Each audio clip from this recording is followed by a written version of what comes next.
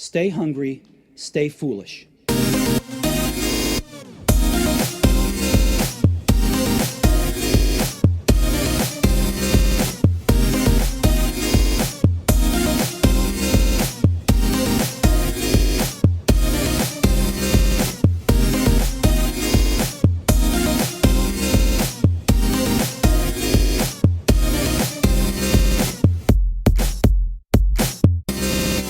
Our guests today are Silicon Valley veterans. One created the first Apple mouse, the other designed the award-winning Apple PowerBook and the original Star Wars action figures. 13 years ago, they founded the Stanford Uni Life Design Lab, and they now teach thousands of students how to apply design thinking to get unstuck in life. The course, the most popular in Stanford, has led to a global franchise and a New York Times best-selling and worldwide best-selling book, Designing Your Life, published in 2016. Today they are here to discuss their follow-up book, Designing Your Work Life, How to Thrive and Change and Find Happiness at Work. We welcome Bill Burnett and Dave Evans. Welcome to the show, guys. Thanks for having us. Unusual we have both co-authors on the show, but it's great to have you here. And good news for our audience, I have a copy of the book up for grabs. You can see it behind me on my right. It's up for grabs. Just sign up to the innovationshow.io newsletter for a chance to win that. Let's get straight into it because I know you guys are under time pressure. Let's start off with the context for this book because it was born out of both the lab work and then your previous book, the hit book in 2016. The book actually began from the publisher. I mean, the publisher said, look, this isn't a book, it's a movement. We got to keep the mojo going. Hey, you guys come up with a bunch of ideas for where we could go from here. And so we sat down, Bill and I sat down with our agent, with our collaborative writer, with our team, and I said, by the way, I'm not going to necessarily work on the book. I'm just here to ideate because Bill likes to ideate with me. So I'm just an ideation consultant today. I may not be a co-author, so I was really reticent. And we have all these ideas. We I think shipped 8 titles off to the publisher, and they came back and they picked this one. So they picked Designing Your Work Life, and the idea was first and foremost that a lot of people think it's not necessarily true that Designing Your Life, our first book, is about really big change at the dramatic inflection moments of your life. It actually applies all the time, but most people read it at a big moment. And a whole lot of people don't want to massively change their lives. They want it to be a little bit better, small change right where they are. And if you ask people, what's the one place you'd like to make a little better if you could, work absolutely comes up number one every single time. And then... So then they go, great. And Bill and I get together to figure out what that book is, because all we knew was the title. And we sit down and I say, Bill, this is a disaster. We have no idea what this book is. All I know is the title. We haven't taught a course on this for 12 years. We don't know. I have no idea. And then I'll let Bill explain how 20 minutes later, it was all done. I mean, between us, we've got, 40 years of working. And both of us have always had jobs we really liked, or design jobs, that just by instinct that were great. And, with about a half an hour later, we had a whiteboard full of stuff. We had the minimum actionable problems. We had the beginnings of Maker Mix. We had all sorts of things. Because the fact is we've been working a long time and we've been in the conversation with 20-somethings, 30-somethings, 50-somethings about work and what's working for them and what isn't. And then I went around and dug up at the Gallup poll statistic that 69% of U.S. workers are disengaged or actively disengaged at work. And we were like, well, that doesn't, international, yeah. Yeah, I said, that doesn't make sense. Why are people so bummed out? And then we started doing what designers do. We did the empathy step. We started talking to people. And we just found out that people are stuck in, the job isn't very meaningful. The job isn't, I don't see how this matches my purpose in life. Now you get the pandemic and all the stresses that are caused by working from home or not being in an office with your colleagues. And then there's, since we wrote the 2016 book, certainly the phenomenon of the gig worker, the worker that's working, with a tech startup like Uber or Lyft or Postmates or Grubhub or whatever the delivery apps are in where you guys are. And those folks are all going, well, is this it? Is this going to be my career? So we just found there was a lot of dysfunction out there, like we did with the first book. And it wasn't that, the book kind of, all the chapters created themselves and off we went. 75,000 hours. That's how long most of us spend in workplace. But you made some personas, and I thought we'd start off with those personas because they will resonate with some of our listeners. You had, like, for example, Bonnie, Marie, and Lewis. Maybe you'd take us through some of those guys. So we've got, the 52-year-old guy that's stuck in the job and he's got to pay the bills. And then, the company gets acquired by some other corporate holding outfit and the culture changes and he hates it, but he can't afford to quit. Oh God, now what's he going to do? So that's a classic version of stuck. Bill, you pick one or two more. The Bonnie version is actually a thinly disguised student of ours. She's, she's 5 years out of college. She's had 5 jobs. This generation, I love my millennials. I love the Gen Zs. They're all great. And they're willing to work really hard. You see them in startups, they'll work 100 hours a week. And by the way, all 5 of those jobs worked. That was the problem. Yeah, all the jobs are great. She loved them all. She did a great job at all of them. But there's a sort of a generational hook on novelty. Like, I already did this job once, why would I want to do it again? What happens at a job is, hey, you ran that project really, really well. You know what you get as a reward? Do another one.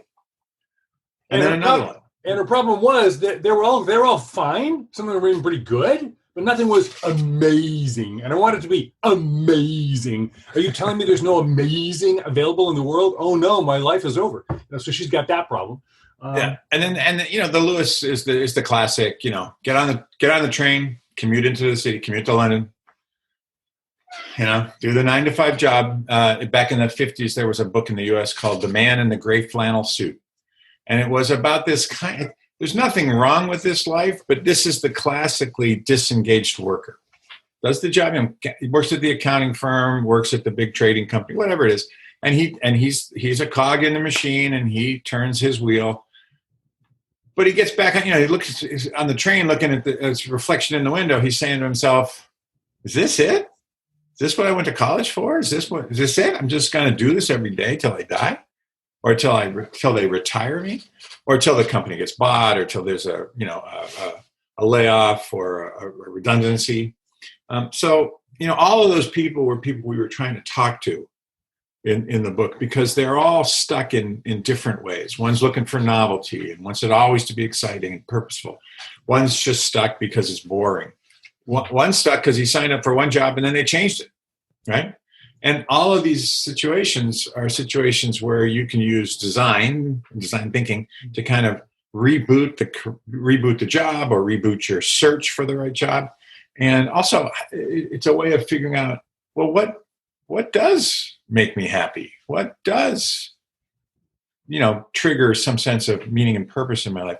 Or maybe just to reframe the job and say, hey, this job's fine. I go to work every day. I do a good job. But when I come home, now I'm coaching, the soccer team. Now I'm working, at my church or my community organization and doing things that really are meaningful.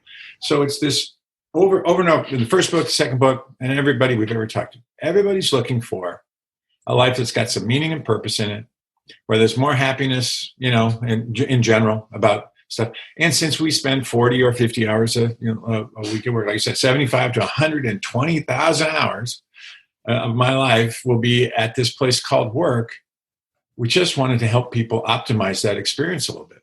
And by the way, it's not just people who are struggling or failing or unhappy who are stuck. One of the characters in the book that is unnamed, but I think it's not confidential to share, is the global CEO of Penguin Random House. That leads all 24 imprints worldwide, because he was working with us. He was talking to our agent one day and he goes, well, hey, where's my chapter? And so the chapter on overwhelm is specifically for Marcus Dole, who is the global CEO of PR. He goes, this is my problem. Is that in the book? It's got to be in the book. So, you're a highly successful, very happy global CEO of a massive multi-billion-dollar publishing entity, and you need a chapter in the book too, because everybody gets that. Absolutely. And I love what you said. I'll come back to something Bill said there, because you said the grey flannel suit, we're not cogs in the machine. You say, and I love this, we are levers in our own lives. And you say the beautiful thing about designers, and it's in your blood from a long time ago, is that you don't think your way forward, you build it forward. And to do that, we need 6 distinct mindsets. I'd love if you share this. We talked about the mindsets in the beginning. In the first book, we added a mindset here. It's like, first it's get curious, because curiosity is the fuel that, moves you into the future. gee, I wonder what would happen next, if you have that curiosity. Then radical collaboration, because, you got to be out in the world working with people. Reframing the problem is the really big one. Reframes are, like the power tool. Like if you're working on the wrong problem, you're not going to get a good result. Mindful of process, because, you want to make sure you're flaring when you need to flare and focusing when you need to focus. And then a bias to action, which is, if you can't plan the future, so let's just go try stuff. And then our new mindset was storytelling, because one, storytelling is a big deal in design nowadays. David Kelly, who's our senior professor at Stanford and the guy who started IDEO and the D School, he'll say, nowadays it's not enough for the designer to just come and say, hey, look, I invented the mouse. You got to be able to tell the story of like, this is the thing that's going to allow you to use computers in a brand new way, and the future is going to be so great. So we got to have storytelling, and storytelling also completes the loop, on the get curious, talk to people, try stuff, storytelling, because storytelling is where we invite the world, to join us on our journey. Dave, let's jump into it with something that you tee up with a question, and you say it's something anybody who has kids knows this very well, or anybody who's actually just been in a car with some kids, and it's, are we there yet? Yes. And the answer is no, we are not there yet. When Bill and I sat down, what we talked about was, people are unhappy, and there yet. I mean, am I making enough money yet? Am I promoted yet? Am I realizing my dreams yet? Have I impacted the world enough yet? Have I fulfilled the utilization and stewardship of my gifts well enough yet? And the answer is always no. And so it's not good enough. And this is what led us to the reframe of course we're not there yet, because we're on a journey, and who wants it to be over? Now, can I make some design modifications to make it good enough for now? Good enough, comma, ... for now. And so we're not saying saddle. We're not saying, hey, gray flannel suit guy, just get a blue suit and add it to the thing, and that's all you get. You did 2 suits. No, we're not saying that. And we're not saying, by the way, when life gives you lemons, make lemonade.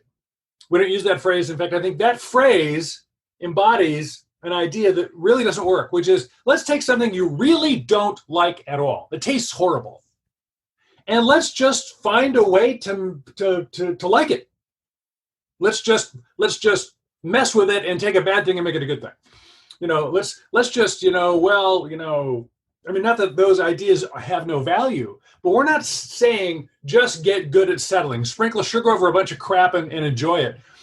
No, we're saying you can design a new reality, and even a small incremental change can have a highly leveraged outcome. So can we make it good enough for now, for a period of time, live into that, get the full benefit from it, and then we'll do it again, we'll do it again, we'll do it again. So we're on the way. When we had the phrase, are we there yet? We had not contemplated the COVID pandemic. Yeah. And everybody's asking the question, are we there yet? Are we done? Is there a there? And we it's did like a Disneyland queue. A little YouTube channel on, design in the COVID times. And it's like, everybody's sitting in the waiting room going, is this going to be over yet? Is this going to be over? Are we there? Are we there? Are we there? And that's driving people crazy. And you got to reframe that, because that's just, everything in our bag of tricks, if you will, is all about giving you some control. When you can say, hey, this is good enough. I can make this good enough for now. And I got some ideas about how to make it better in the future. But I'm in control of how I imagine this. I'm in control of my mindset. And I can decide how to move forward. Design is a series of decisions. Good ones and bad ones, but we're typically trying to make good ones. We're trying to make the next design better than the last design. And so every time we design something, we talked about, I was at Apple when we did the first laptop, and we thought that was an amazing thing.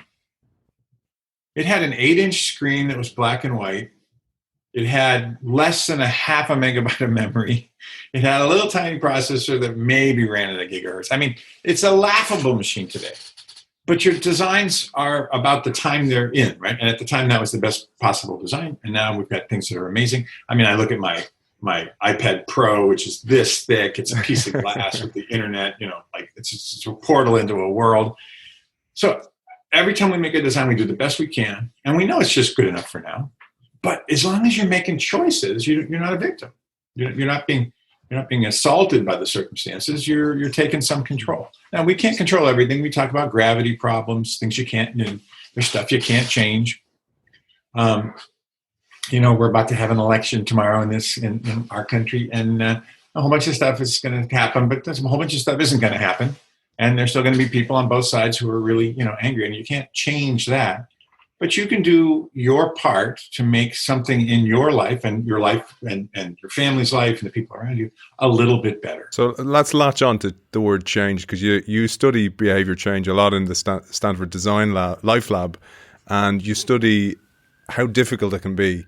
So you suggest that we set the bar just low enough, and you've done this in all your designs, just to nudge little behavior just a little bit over the line every single time. I'd love to share that, because let's get into the tool set and the toolbox. The second book includes a bunch of stuff that's now in the book that we found ourselves saying over and over and over again when talking about the first book. So the four-step simplified process of get curious, talk to people, try stuff, tell your story. Okay, that came out of conversations, and now it got so sticky it's become the architectural backdrop. And the thing about set the bar low, so and Bill then one day was just saying, well, yeah, we should use the set the bar low method. I go, great, let's name it. We're done. And so we just codified this phrase, set the bar low method. Now, design thinking, I've always said the cardiopulmonary system of design thinking, or human-centered design, as we called it back in 1963, is prototype iteration. And prototypes are small, easy to implement, experiments, i.e. their bar is intrinsically low. They're cheap and they're fast. The only goal they have is to learn something. And so you want them to iterate quickly.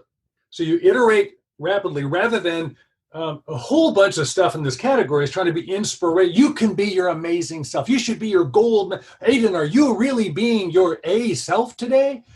Here's the bar, jump over your own head, let's go, you can do it, buddy. Okay, I'll argue inspirational to be your superhuman self. Hey, what's your superpower? Is a cool phrase in California these days. I'm not sure if it is in Dublin, but, and I go, well, I'm sorry, I don't have a superpower. You see, I'm not superhuman, I'm a human. I'm just trying to be more human. And so we're trying to give people doable things. And I would say a lot of inspiration is mostly soul crushing, because you're asking people to do stuff they can't possibly sustain. It sounds great. It gets you all jazzed up, and then you feel terrible because you fail. So design has known small increments work because you can't overtest too quickly. Now, behavior modification science has caught up to that. I mean, we were doing that a long time ago, and it just happened to be wonderfully coincident with work, particularly our buddy B.J. Fogg, who is a true behaviorist at Stanford and collaborates with us, just came out, shares our agent. We got him in touch with those people. Tiny Habits is his new book. The small changes. He's coming on soon, Dave. Actually, he's on the show soon. Yeah, he's a great guy. And he'll actually tell you the long and very thoroughly researched answer as to why behavior modification is done in small increments. We're practitioners. We want to do stuff. We're not interested in being right. We're interested in getting stuff done. So if we can help people make progress, great. Let's go. One of the other tools that you introduce is the Good Life Journal and the Good Life Journal exercises, which you freely make available from your website as well. I'd love to share these. There's the Good Time Journal in the first book, which is looking at all day long, what do you do that gives you energy and at what level of your engagement, kind of learn what works for you. And then we refined it to the Good Work Journal, which actually is a way to extract value from what you're doing. It helps you design your way forward. It can be an empathy step to look for what might work for me, but it's also a feedback loop as a practice. And Bill will describe it. It asks 3 questions. Yeah, it asks 3 questions. What did you learn today? What did you initiate today? And who did you help? And this comes from the research from guys like James Dici and others who were doing. What was the third one, Bill? You kind of went through that. The third one is learning, initiating, and helping. Who do I help? Who did you help? So it comes from this. It comes from a theory about intrinsic motivations. Like if I'm learning stuff, if I'm learning and mastering new things, I do that just for the joy of doing it. Helping other people, is the number one indicator of happiness when you believe you're doing something for other people, not yourself. And then, initiating things is about taking action. It's about this biased action. So we said, look, every day you do some stuff. And look for small stuff. Hey, I helped Gladys in accounting, format her spreadsheet. Hey, I cleaned up the break room. This would be if we were in offices. I cleaned up the break room because the coffee had overflowed and it was messy. Just what are the small things you do every day? And then almost all of our exercises are first, notice what's going on. Pay attention to what's going on. Half the time, that guy in the train who's just bored out of his mind is bored because he's lost his curiosity. Stop paying attention. There's a beautiful moment in every day. There's something in every day that you can either be grateful for or you can notice. And the learning, helping, and initiating rubric just pulls those things to the surface in a way that at the end of the week you go, hey, that was a pretty good week. Yeah. Aidan, you want to see if I've got an example I can pop up if you want to take a quick Please do. Yeah, please do, Dave. So we've got a little example right here. Let's see if this thing will be kind and actually show the right screen. We'll describe it for our listeners as well. Are you seeing this now? Yeah. Yeah, we are. Okay, so it's just like you put the days of the week down, on the left side, and then across the top 3 columns. What did I learn? What did I initiate? Who did I help? And the key thing we want to point out here is, again, set the bar low. What did I learn about quantum physics? No, what did I learn about how to properly open a beer bottle? So on Monday, I learned how to make a pivot table in a spreadsheet, and I know that, hey, I could use that another time, And then on Tuesday, I learned that Gladys in accounting just became a grandmother. Now, I've still learned that. I'm not sure it's going to apply to my career, but then on what did I initiate? By Wednesday, I organized a congratulations card for Gladys in accounting. Then later on, on Thursday, I learned how to color code cells in a spreadsheet for positive, negative values. So I'm getting good at making dashboards. So those are just a little, and who did I help? I helped John put paper on the copier because John's no good at handling the copier. You're really setting the bar low there. The bar is really low, Dave. And on Friday, I helped Celia in accounting use my new color code pivot table. So what you do is you get very egalitarian about noticing what did I initiate, what did I learn, who did I help, and then you've got this record that allows you to go, wow, a lot happened this week. We refer to this approach as name it and claim it. You can't get the value out of something unless you notice it. Our favorite question is, what do you notice? And if you actually crawl under the hood, a bunch of our tools are ways to help you notice what's going on. And one of the things you talk about then is actually, and we're all terrible at it, and the more active you are and the more productive you are, the worse you are usually at it, is actually giving yourself a pat on the back and going, good job this week. And you talk also about the 7th day exercise. Almost every wisdom tradition has ways of going about helping us to be active reflectors. And life is built into rhythms. There's the rhythm of the day, the rhythm of the week, the rhythm of a season. We literally just went off daylight savings time this weekend here in California. And my wife's single most hated Saturday of the entire year because it gets dark. So these seasons occur, and you want to tap into those rhythms. And so the 7th day reflection is a variation on one of those. And it just says you look back at your week, and you take into stock, what do you notice? What or some of the highs and the lows, in particular, if you're doing the good work journal, you've got a record you can review. If you're not doing that, just sit down for 5 minutes and say, what happened in my week that I appreciate? What happened that I want to take notice of? And in particular, let me look at moments for which I'm grateful or moments where it really highlights. And then the recommendation is to re-enter that moment. And you get 2 outcomes. You get one for sure, which is savoring. Right, so so we actually did this really special party on Saturday. We did Dia de los Muertos, which is the Day of the Dead, a Mexican variation on Halloween, actually incredibly different than Halloween. For our grandkids, we have 9 grandkids. I'm really old, and so we had this moment where my wife was explaining to these kids what Dia de los Muertos really is. And there was, and one of the kids asked a question. It was a really sweet question. And I go, oh, that was really sweet. And boom, it just goes by, and somebody else grabs somebody else's candy and pulls their hair, and off you go. But if you go back and re-enter that moment and just hold that time, when Luke asked that question, you can savor it and get the full value of it all over again as long as you want. And if you do that on a couple of things, it may not be a party, it may be something in the staff meeting, you can, over time, when you jot these down in the journal, you can look back and go, hey, is there an invitation here for me to have an insight? Oh, I'm having an insight that, boy, a lot of my highlights were, in one-on-one conversations with people. And my job is largely large groups, and I wonder, gee, I better make sure I don't lose track of that one-on-one conversation. So you get insight. Now, there's no guarantee that reflection will give you an insight.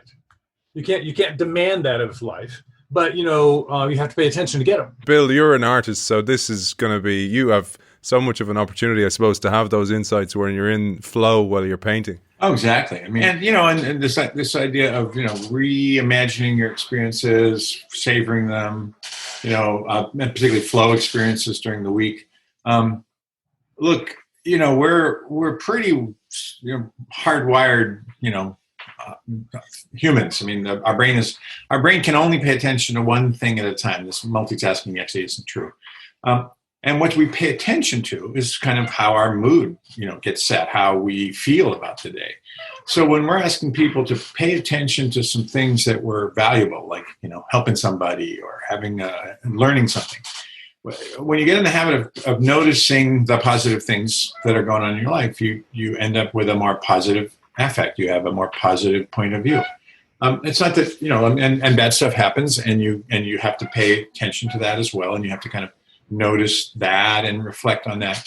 But and I'm not sure you savor bad things, but processing them is very important. So mostly the week is full of all sorts of little victories and little moments of insight or little moments of something. And if you just get in the habit of paying attention to that, instead of paying attention to the jerk in accounting who didn't get your expense report done on time, you'll find yourself less frustrated. You'll find yourself, and it builds on itself. You find other ways to tell other stories, and then other people tell you their stories, and pretty soon, that's the community that you're looking for. So it all works. I think that after the savoring is like going out and telling people, hey, the bonus step is telling that story and seeing what did you do this week?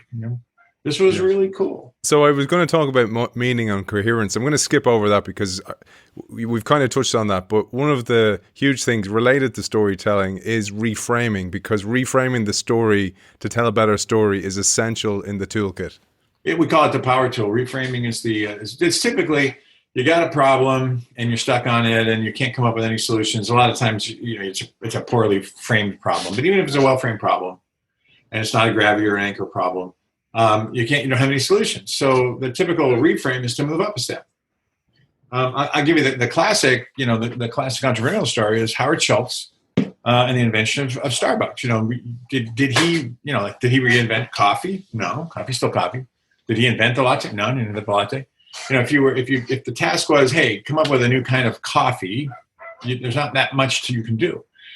The story was Schultz was in Italy, and he was in a little cafe in a small town in Italy, and he walked into the coffee shop, and the espresso machine is hissing, and the steam is coming up, and all the old guys are standing at the counter because they stand to have their morning espresso, and they're chatting and they're talking about their days and what they're going to do, and they're laughing and they're telling jokes and they're whatever they're doing, and there was art on the wall, and he walked into that thing and he smelled the smells and he heard the sounds and he saw the community. He said, "We don't have anything like this in America. This isn't about coffee.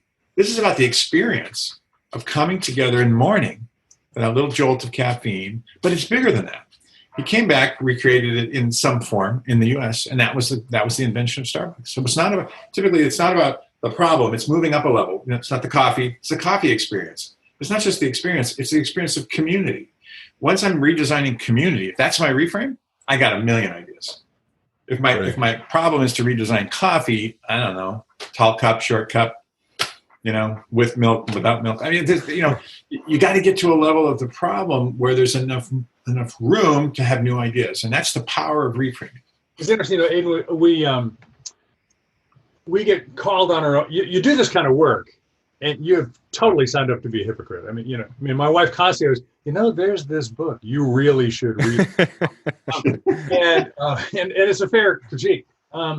But one of the things Bill and I both have been caught at, they kind of go, hey, you guys recommend reframing all the time. You do it all the time. You never explain how to do it. How do you do it? And for both of us, frankly, we've been at this so long, we just do. I mean, what I literally do when I reframe is my brain looks like one of those multi-screen theaters. There's about 17 movies playing at one time, all the time, and people are talking to me, and I just quickly scan the screens to see if one of them is playing something more interesting about the story they're saying. I go, hey, what if we looked at it this way? And I read from the screen in my head, and they go, yeah, that'd be really cool. So but you can't teach people to do that. I mean, that's aberrant behavior. But what we have found is Bill talked about, one thing is you level up so you get more view, right? You can see more possibilities. And the other is you got to get out from under. So there's people who need to see higher, and there are people who need to stop seeing lower. And that's the example in the book, the problem is my stupid boss is just a jerk. I never get any feedback around here. People Bernie the stupid boss. Embed in their problem statement a dysfunctional conviction that's going to keep them grounded to it. I will never because, and so, okay, the old adage, if you want to argue for your limitations, you're probably going to get to keep them. So what we do is help people get loose of the stuff in their problem framings that are bolting them to the ground. So if you have to be objective, you have to be, fairly unimpassioned. Design thinking actually isn't nice. It's pretty perky people who do it, but the truth is it's brutally objective because reality, the way things actually are, like, yes, that virus will kill you. So let's take some attention to it. We have to be brutally committed to reality and just realize, if I want something new to happen, this is why acceptance is so important, then I have to start where things are. Because design, being empirical, being hands-on, being behavioral, not just imaginary, requires reality to work. You can't design in the land of should. You can't design in the land of just the way I wish it were. So we're realists. Yeah, like I said, we do this a lot intuitively. Dave actually did most of the chapter here. Describe the minimum actionable problem, Dave, because this is instead of going up a level of abstraction, this is a going into the problem and taking all the parts out that don't matter. Yeah, so if you take the example of, so some guy says, hey, man, I'm never getting feedback around, and my boss is just a jerk. You go, okay, well, first of all, you got a couple of things in there. Apparently, you're interested in feedback. It implies that you want to get that feedback from your boss, and he never gives it to you, so you've decided that he's a jerk. So which problem did you want to solve? Do you want to solve where you're getting your feedback? Do you want to solve what kind of feedback you're getting? Do you want to solve the fact that your boss is a jerk? Do you want to get him a personality transplant or get him fired? Okay, well, probably I would say the minimum actionable problem is not get your boss fired. There's a chapter on politics in the book, but it's not about that. And so, okay, well, what you really want is feedback, right? Okay, so now I notice you've decided feedback you have to ask the honest question, do you think your boss's personality is one where feedback is going to come from there? No. Okay, so if the reframe is, I notice my boss is bad at feedback, I wonder where else I could get some.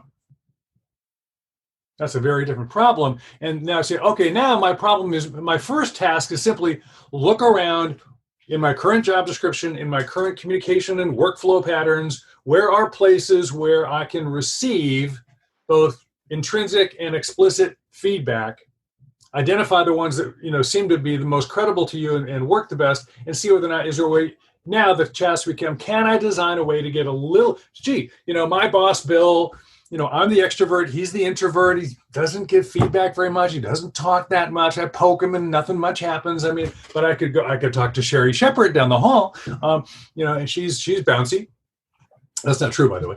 I'm trying to look down the hall there. No, he's an introvert, but he gives great feedback. He's learned how to do that.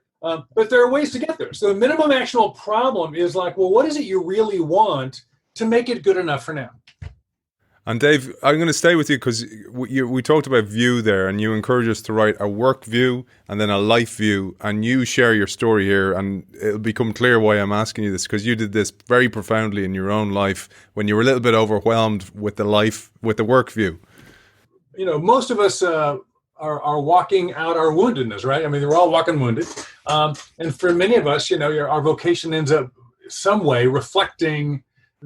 If we found some healing along the way, we want to share that with the world, particularly if the problem we struggled with is endemic to the human experience. And, in my late teens, early 20s, when I was in college, they're like, what do I do with this life thing? It was really, really difficult. and struggling with that for 30 odd years, and it was what turned into what became finally Designing Your Life.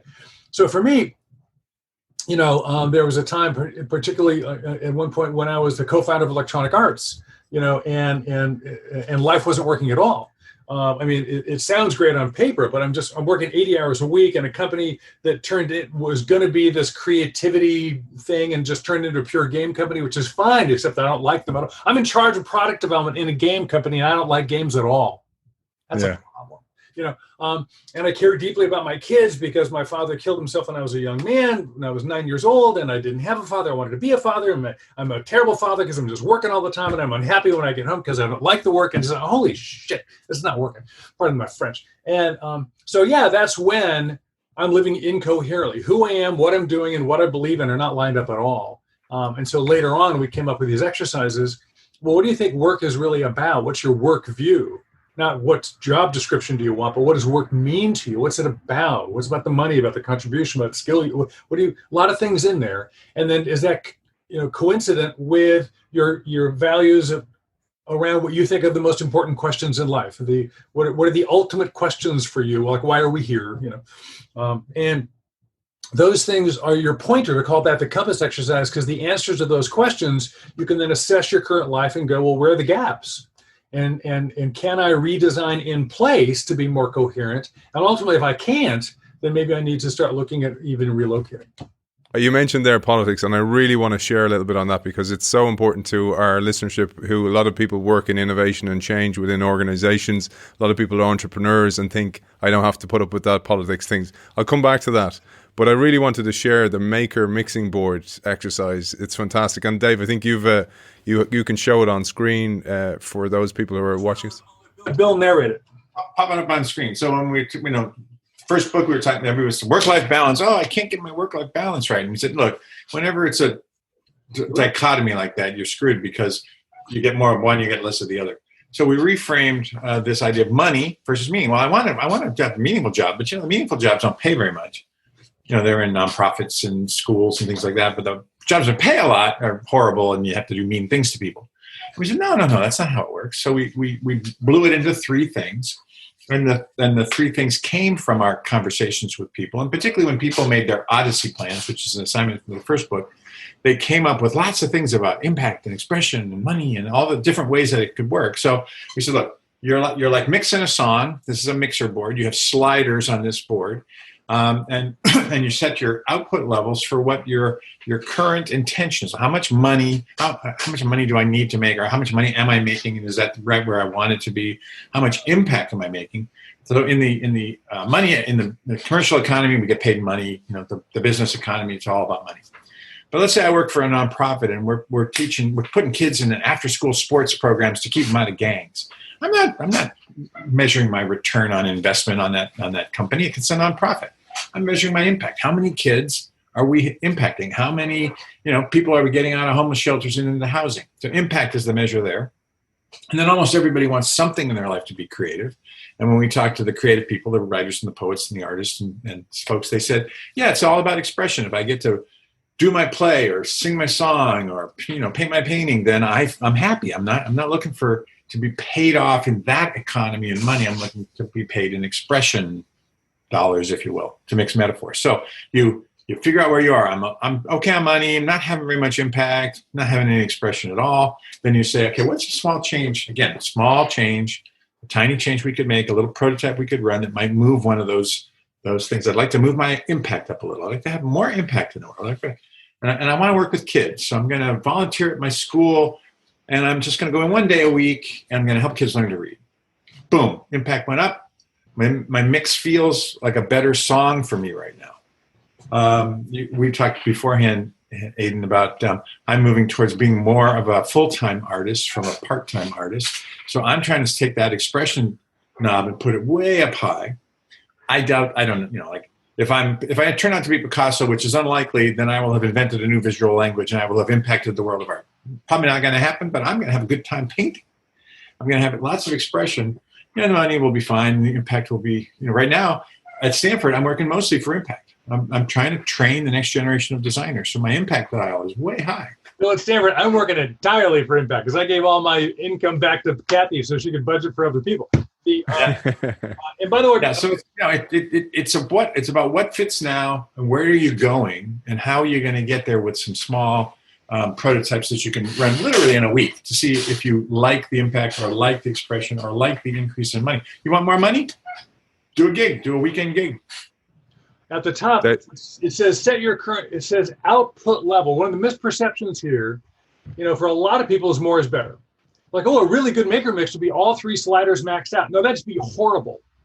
I mean, if you're on a soundboard and you're mixing a really great song, an award-winning song, you don't take all the sliders and shove them to the top. A max bass, max treble, max mid-range, max reverb. It's just noise. And what we're dealing with here is not, more is better. And the max is whatever it happens to be for you. So if you imagine you are being as creative as you possibly could be, you are fully exercising your creativity muscles. That's what max means. If the same thing were true about your impact in terms of your contacting other lives or however you think about it. Just again, how you think about it. And so what you're playing around with is what portion of your output are you sending out through that channel? I've got, if I think of myself as like I got a bunch of I/O plugs on the front of my chest, and one of them is an output channel for money and an output channel for impact and an output channel for expression. Am I turning them up or down? Because I can't max them all out. I'll pass out in about 10 minutes. Don't be giving people ideas, man. I know you're in Silicon Valley. You'll be hooked up to a machine in no time. That's kind of scary. But the whole idea is just what's working for you, which is why, by the way, if one goes up, the others don't have to go down. It is not a zero-sum game.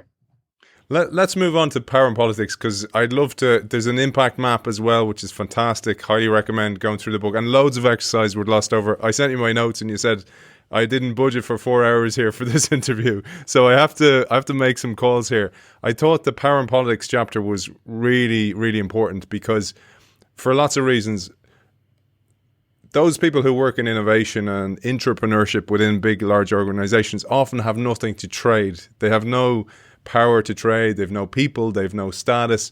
Sometimes when they join, they don't even have any contribution yet. So how do they manage that ecosystem? That's one thing.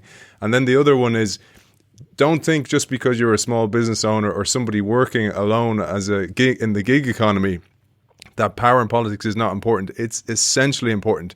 And that was a real penny drop for me, because I hate the idea of politics within an organization. It's really hard, but it's so important to understand it. I'd love if you'd share some on this. In organizational life, there are lots of forms of power. You can go get a PhD on power forms in organizational development and organizational theory.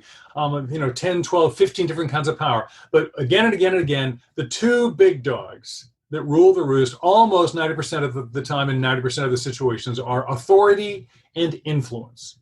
And authority is the direct power to make decisions and what have you, and influence is on that. And the key thing to understand is influence always acts on authority.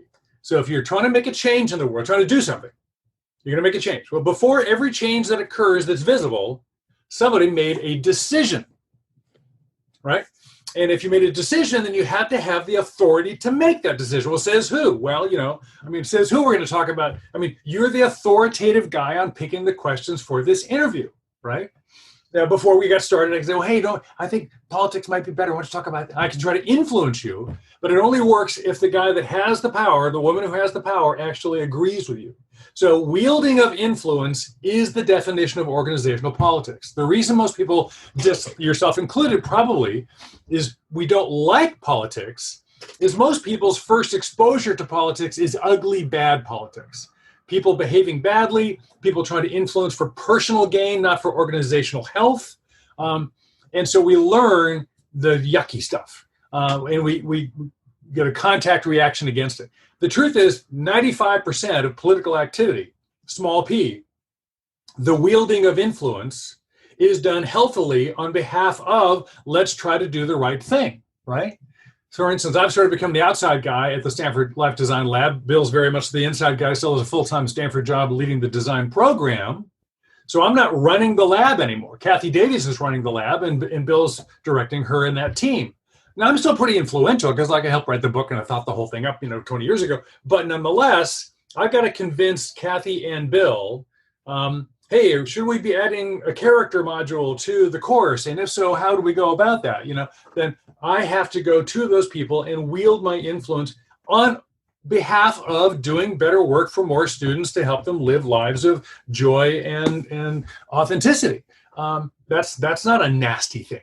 So if you understand that, then pretty much you get this 2x2 matrix, which is people who have influence and people who don't, and people who have authority and people who don't. So you've got influential authoritarians, people who have power, formal power, and people listen to. You've got influential non-authoritarians. That's me at Stanford right now. I have no authority at all, none, but I'm pretty influential in this one little area. Then you've got non-influential non-authoritarians, which is most people, by the way. They're not bad. They're just not in positions of either influence or authority. And then you have non-influential authoritarians, kind of the executive vice president of looking out the window. People get kicked upstairs. And so when you think of it just in those terms, who has influence, who has authority, who has both, who has neither, you can quickly sort any population of people in a workplace and realize how does it work. And the way it works, by the way, is you gain influence by adding value, doing something people think is worthwhile, and then having the powerful people recognize that. So let's say after this conversation, Aidan goes, boy, those guys ask really, really good questions. I like their, I should put them on the interview team. In fact, I should run all my questions by Bill from now on. I think I want to do that. You just decided to make Bill influential in your podcast. Gotcha. By virtue of your recognizing the insight. Let's say the third time he goes, well, Aidan, that's a really good question. I think what you're really getting at is, then he reframes your question to a much better question. He says, oh, I wish I'd asked it that way. He does that 3 times and you kind of go, I'm going to have him improve all my questions. Brilliant. That's where influence comes from. He recognized good work. So that the essential engine of politics is fundamentally healthy once you level up and get out of the muck. And you have an exercise, Bill, that goes with this that you run in your workshops, which is the power sort exercise, which is really useful. And sometimes when we run it, people go, that's what happened in my startup. I had no idea. Everybody seemed to be churning and churning and churning. And we kept having different objectives every week and we didn't understand it. And then they look at it and they go, oh, okay, what was happening is there was the founders. Then the founding team got displaced because the VCs didn't think there was enough progress. So they brought in the new CEO, and the new CEO had authority, but nobody knew the new CEO. So there was no one influencing him. He was just acting as an authoritarian. And in the meantime, the 2 founders who got pushed to the side, who had lots of influence because everybody joined to be with those 2. We're trying to figure out how to resolve the influence and authority struggle in my startup, or something even more benign. But to Dave's point, when a company's disorganized, or when it doesn't have this, you got 3 CEOs in 3 years, or it doesn't really, something's happened in the marketplace and suddenly its winning strategy is a losing strategy and it doesn't know what to do. By the way, when I left Apple, it was when Apple stock was at 14. And when Michael Dell said the kindest thing Steve Jobs could do would be to sell the company and give the stockholders their money back. No, Apple didn't have a strategy. Apple had 4 CEOs in 6 years. And what Steve did when he came back is he rationalized the strategy around what was actually happening in the marketplace. He came up with just 3 really good ideas: an iPod, an iPhone, and an iPad. But that was enough to organize everybody. And then all the politics became normal and everybody was trying to work for the good of the company. Previous to that, if there's no strategy and I'm the senior vice president of something, then what I want to do is have a bigger empire. So I'm going to argue to reorganize the company around me, or I'm going to argue, to give me all the money for the projects because I'm the best guy. But it had nothing to do with what was good for the company. So you can experience bad politics, particularly in times of change, and times when people don't know what's going on, or times when the new owner comes in and no one has influence because the new owner has its own his own side. By the way, what Steve did when he came in is he fired all the senior managers and brought in a team that he already knew, primarily because they were people who gave him the best advice. They were very influential with him, and he knew he would need that in order to operate the company, because he was arriving, That's a quick sidebar, by the way. I did management consulting for 25 years. Classic example, in comes into executive, cleans house immediately. People classically believe that's because, it's the good guys and the bad guys. Not because the good, you're bad, you're out of here. You're all crap. No, that is not why they're doing that. If you're brought in from the outside to lead something that was in trouble, you're supposed to fix it, and you're supposed to move quickly. You've got 100 days before they decide, nope, not you. Wow. Which means I have no time. I have to find trustworthy influencers. Aidan, you may be terrific. I haven't got time to figure that out. I know Bill. I'm putting Bill in your chair. Sorry, buddy. Simply because I totally know Bill can deliver, and I need him to deliver by 8 o'clock tomorrow morning. So the reason people do that is speed. It's not vendettas. It's just, again, back to reality. It just is what it is. How can we design our way forward? I know you're under pressure to go, speaking of speed, and I had loads more questions, as you know, to ask you. I didn't get through even a tenth of them. It's been an absolute pleasure speaking to the authors of Designing Your Work Life, How to Thrive and Change and Find Happiness at Work, Bill Burnett and Dave Evans. It's been a pleasure talking to you. Thank you so much. Where can people find out more if they want to look at the franchise, all that kind of stuff? Well, so the home website is still designingyour.life. So it's the first book title with a dot. There's also designingyourwork.life. And those will both take you wherever you need to go. And there's lots of stuff on there. And there's, video training courses at Creative Lab. But all the worksheets are there for free if you need them. Yeah. We took this little 4-step refrain. And if I want to leave people with anything, memorize the following 10 words. Get curious, talk to people, try stuff, tell your story. Get curious, talk to people, try stuff, tell your story, which is get energized about something, 2 steps of prototyping, and then go tell the story and be an interesting person. Been an absolute pleasure talking to you guys. Thanks so much for your time and for your brilliant books. Thank you. Thanks, Aidan. Good job.